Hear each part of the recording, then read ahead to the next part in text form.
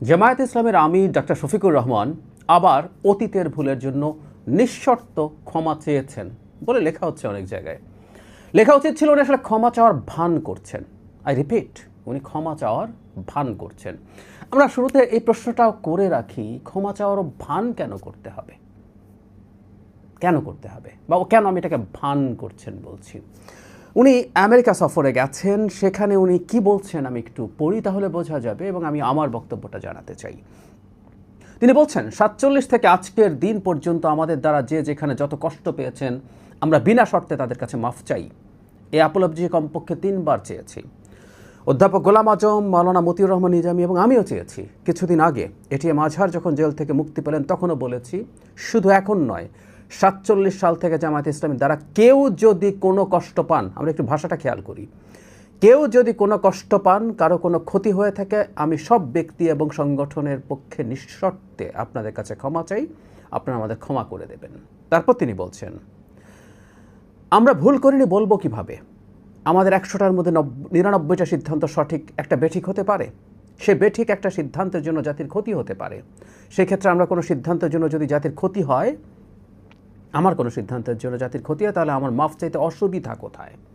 তারপর তিনি আরেকটা কথাও যোগ করেছিলেন, সেটা হলো মাফ চাওয়ার পরও নাকি কেউ কেউ বলবে এই ভাষায় না ওই ভাষায় চাই। তিনি একটু বিদ্রুপ করছেন, তিনি খোঁচা দিচ্ছেন। ডক্টর শফিককে বলা দরকার, ভাষা আমরা খেয়াল করব। ভাষাই আসলে মানুষের মনের ভাব প্রকাশ করে, এবং উনি এটা বলছেন, তাকে আমরা বলতে দেখছি, ভিডিওটা পাওয়া যায়, তাই এটা সম্পর্কে আমরা 100% কমিউনিকেশন পাচ্ছি, এবং আমরা অবশ্যই ভাষা দেখব। এই ভাষার ভিত্তিতেই বলছি উনি আসলে ক্ষমা চাওয়ার ভান করছেন। ভান কেন করছেন বলবো, তার আগে প্রশ্ন হচ্ছে ভানই বা করতে হচ্ছে কেন? বাংলাদেশে নাকি মুক্তিযুদ্ধ নিয়ে আর কারো কোনো মাথা ব্যথা নাই, বলা হচ্ছে দীর্ঘদিন থেকে। কেউ মুক্তিযুদ্ধ নিয়ে সামান্যতম আলাপ করলে বলা হয় এটার মাধ্যমে বাংলাদেশে, বিএনপির অনেক নেতাকে বলতে শুনেছি, তারা যখন মুক্তিযুদ্ধ নিয়ে কথা বলেন, এটার মাধ্যমে নাকি বিএনপি তার রাজনৈতিক ভবিষ্যৎ শেষ করছে, এবং এটা বলার মাধ্যমে বিএনপি আওয়ামী লীগ এবং ভারত হয়ে গেছে। আমরা দীর্ঘদিন থেকে একটা কথা বলছি, আমি বলছি অন্তত, মুক্তিযুদ্ধের যে বয়ান আওয়ামী লীগ হাজির করেছে, ওই বয়ান আমরা প্রত্যাখ্যান করি, সিরিয়াসলি প্রত্যাখ্যান করি। ওটা আওয়ামী বয়ান। ওই বয়ানে আওয়ামী লীগ শুধুমাত্র মুজিবকেই একমাত্র ব্যক্তিতে পরিণত করেছে। কিন্তু মুক্তিযুদ্ধে জেনুইন একটা বয়ান, পিপলস হিস্ট্রি, হাওয়ার্ড জিন যেভাবে বলেছেন, একটা পিপলস হিস্ট্রি আমাদের লিখতে হবে, এখন লেখা শুরু হতে হবে। এবং বিএনপির প্রতিষ্ঠাতা যেহেতু মুক্তিযুদ্ধে খুবই গুরুত্বপূর্ণ একজন চরিত্র, উনি স্বাধীনতার ঘোষণা করেছেন, উনি সেক্টর কমান্ডার ছিলেন, উনি জেড ফোর্সের চিফ ছিলেন, সুতরাং মুক্তিযুদ্ধ বয়ানে আনবে। মুক্তিযোদ্ধারাই প্রতিষ্ঠা করেছিল বিএনপি। এখন সেটার যদি গুরুত্ব নাই থাকে, ইনিয়ে বিনিয়ে আকারে ইঙ্গিতে ক্ষমা চাইবার ভান কেন জামাতের আমিরকে করতে হচ্ছে? এই প্রশ্নটা আমরা করতেই পারি। তার মানে আসলে ব্যাপারটা এই, মুক্তিযুদ্ধ ইস্যুটা শেষ হয়ে গেছে, কেউ মাথা ঘামায় না। আওয়ামী লীগ এটাকে ব্যবহার করতে করতে খুবই খারাপ জায়গায় নিয়ে গেছে, ফলে এটার একটা নেগেটিভ কোনোটেশন তৈরি হয়েছে, ডেরোগেশন তৈরি হয়েছে বলে এটা কেউ পাত্তা দেয় না। বরং এই নাম নিলে, মুক্তিযুদ্ধের নাম নিলেই ক্ষতিগ্রস্ত হবে যে কেউ। এই বয়ানটা আনার চেষ্টা করা হয়েছিল, এটা ভুল। তারা প্রমাণ করলেন ইট ম্যাটার্স।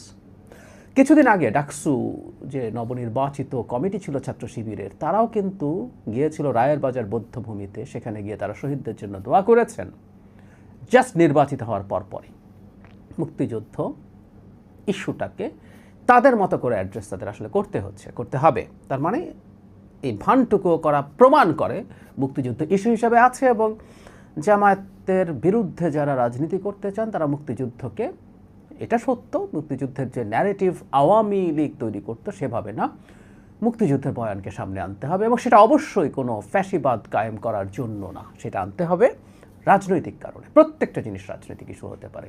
যে দলটা স্ট্রেংথ যেখানে আছে, যে দলটা স্ট্রেংথ মুক্তিযুদ্ধের মধ্যে আছে, আর যে দলটা দুর্বলতা মুক্তিযুদ্ধের মধ্যে আছে, সে পরস্পরের এইটা ব্যবহার করার চেষ্টা করবে। এখন আমি কেন বলছি জনাব শফিকুর রহমান ভান করছেন, আমি যে একটা আবারও পড়ি, 47 সাল থেকে জামায়াত ইসলামীর দ্বারা যদি কেউ কোনো কষ্ট পান, কারো কোনো ক্ষতি হয়ে থাকে, আমি সব ব্যক্তি এবং সংগঠনের পক্ষে নিঃশর্তে আপনাদের কাছে ক্ষমা চাই, আপনারা আমাদের ক্ষমা করে দেবেন। আমার মনে আছে জনাব খালেদ মহিউদ্দিনের সাথেও যখন ক্ষমার প্রশ্ন এসেছিল, জনাব শফিকের একটা ইন্টারভিউ ছিল খালেদ মহিউদ্দিনের সাথে, সেখানে তিনি একই কথা বলছেন। এই যে 47 থেকে কথাটা টানা, হ্যাঁ 47-ও পাপ আছে, জামাত তো সন্ধিক্ষণে সবসময় পাপই করে। তারা ভারতবর্ষ অখণ্ড চেয়েছিলেন, তারা পাকিস্তান মুভমেন্টের পক্ষে ছিলেন না। যাই হোক, এটা বলার মাধ্যমে আদতে তারা 71-কে ডাইলিউট করে দিচ্ছেন, সরাসরি 71-এর কথা বলছেন না। এবং 71 নিয়ে এখনও ওনারা নিশ্চিত নন কারো ক্ষতি হয়েছে কিনা, কাউকে কষ্ট দিয়েছেন কিনা, করে থাকলে হয়ে থাকলে ইভেন উনি যদি এভাবে বলতেন যারা ক্ষতিগ্রস্ত হয়েছে, যারা কষ্ট পেয়েছে তাদের কাছে ক্ষমা চাই, বা ওই সময় তাদের রাজনৈতিক অবস্থান, উনি বলছেন এটা রাজনৈতিক অবস্থান, আমরা প্রায় বলি যে ক্রিমিনাল অফেন্সের কোনো ক্ষমা হয় না, বা রাজনৈতিক অবস্থানেরও ক্ষমা হবে কিনা এটা জনগণ ডিসাইড করবে। কিন্তু সেই ক্ষেত্রেও ক্ষমা চাওয়ার ক্ষেত্রে সততা প্রয়োজন।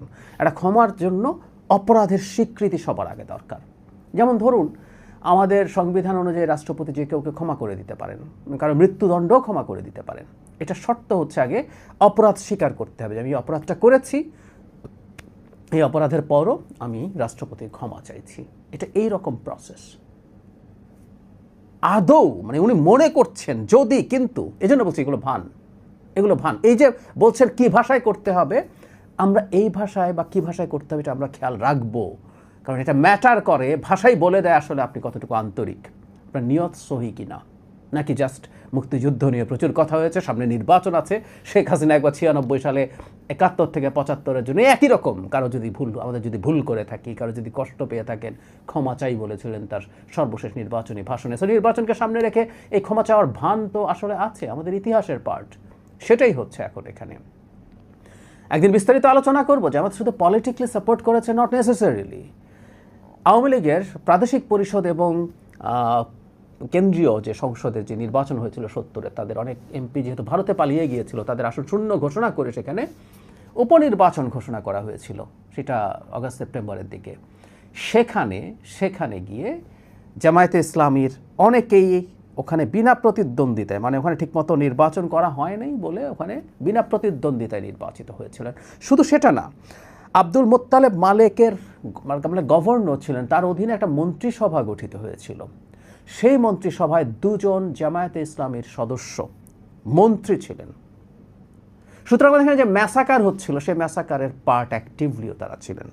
2 জন মন্ত্রী হচ্ছেন, একজনকে আমরা খুব ভালো মতো চিনি, তিনি আমির ছিলেন আব্বাস আলী খান, এবং আরেকজন AKM ইউসুফ। আমরা আরেকদিন আলোচনা করবো এগুলো নিয়ে। সুতরাং জামাত যত নিরীহভাবে বলছেন যে তারা শুধুমাত্র পলিটিক্যালি সমর্থন করেছেন, সেটা ঠিক না। রীতিমতো এই খেওসের মধ্যে তাদের এমপি হওয়ার খায়সও পূর্ণ করেছেন, বিনা প্রতিদ্বন্দ্বিতায় অনেকে নির্বাচিত হয়েছেন, মন্ত্রী হয়েছেন। সুতরাং প্রত্যেকটা স্টেক জামাতের আছে। আর এগুলো সরিয়েও যদি রাখি, আমি একটা কথা বলছিলাম, এটা আবারও বলি, জামাত পলিটিক্যালি পাকিস্তানের অখণ্ডতা চাইতে পারে, সত্যিই পারে। সেটা আমি মনে করি একটা পয়েন্ট আছে, সেটা হচ্ছে 25 মার্চ পর্যন্ত। 26শে মার্চে বাংলাদেশের জনগণের ওপরে যে অপারেশন সার্চলাইট শুরু হলো, যে ক্র্যাকডাউন হয়েছে, ম্যাসাকার হয়েছে, এরপর ক্রমাগত যে ক্রাইম অ্যাগেনস্ট হিউম্যানিটি হয়েছে, জেনোসাইড হয়েছে, রেপ হয়েছে, আমাদের দেশের মানুষজনকে শরণার্থী, মানে এই যে বিভৎসতার মধ্যে পাকিস্তানকে একত্রে রাখার চেষ্টা হচ্ছিল, এটাকে নৈতিকভাবে বা রাজনৈতিকভাবেও সমর্থন করা যেতে পারে না। তারপরও তারা সেটা স্বীকার করে যদি মাফ চাইতেন, জনগণ মাফ করতো কিনা সেটা জনগণের ব্যাপার, কিন্তু সেই মাফটাও তারা এই অপরাধ স্বীকার করে চান না। ওটা যদি অপরাধ না হয়ে থাকে, হাসিনা আসলে তেমন কোনো অপরাধ করে নাই। আই রিপিট, জামায়াতে ইসলামী যা করেছে ওই সময়ে, সেটার তুলনায় হাসিনার অপরাধ তুলনামূলকভাবে অনেক কম, কোনো সন্দেহ নেই। পাকিস্তান মিলিটারি যে অপরাধ করেছে তার কোলাবোরেটর হয়ে, তার সমর্থন করে, তাকে রাজনৈতিক সমর্থন দিয়ে, তাদের বড় বড় নেতাদের কী সব উক্তি আছে আমরা তো জানি, এগুলো নিয়ে আবার কথা বলতে হবে, কারণ এই দলটা এখনও এই সৎসাহসটুকু করছেন না। সুতরাং রাজনৈতিকভাবে সমর্থন দেওয়াটাকে আমি ভুল মনে করি না, অপরাধ মনে করি। কিন্তু তারপরও তারা যদি সত্যিকার অর্থে তাদের অপরাধ না হোক, ভুল বলেও যদি সেটা দ্ব্যর্থহীন ভাষায় স্বীকার করতেন, ক্ষমা চাইতেন, তারপরও বোঝা যেত তাদের খানিকটা আন্তরিকতা আছে। জনগণের পরও ক্ষমা করবে কিনা এটা তাদের প্রশ্ন, তাদের ব্যাপার। আমি মনে করি এগুলো ক্ষমার অযোগ্য। তার পলিটিক্যাল অবস্থানটাই, আবারও বলছি, তার ক্রিমিনাল অফেন্স যেগুলো অভিযোগ আছে সেটা তো প্রশ্নই আসে না। শুধুমাত্র রাজনৈতিকভাবে, আই রিপিট, নৈতিক সমর্থনের প্রশ্ন না। এমপি হয়েছেন, মন্ত্রী হয়েছেন, ওরা কি করতে বসে বসে এই মন্ত্রীরা? আমরা বুঝি, খুব ভালো মতো বুঝি। এগুলোরও লিস্ট স্বীকৃতি দেয়া, ব্যর্থহীন স্বীকৃতি দেয়া, অনুতপ্ত হওয়া, নাথিং ইজ দেয়ার, ভান করছেন। এই ভান করাটা যে প্রতারণা, এটা জনগণ বুঝবে বলে আমি বিশ্বাস করি। জামায়াতকে এই ইস্যুতে তাদের জায়গায় তারা থাকুন, কিন্তু আমি মনে করি জামায়াতের আমিরের এই বক্তব্য প্রমাণ করে মুক্তিযুদ্ধ ইস্যু বাংলাদেশের রাজনীতি থেকে শেষ হয়ে যায়নি, উবে যায়নি, এবং জামাত তার চিরায়ত দ্বিচারিতা, তার একটা ভিন্ন মুখোশ সামনে পড়ার চেষ্টা করেছে। বিশ্বাস করি জনগণ সেটা ধরতে পারছে।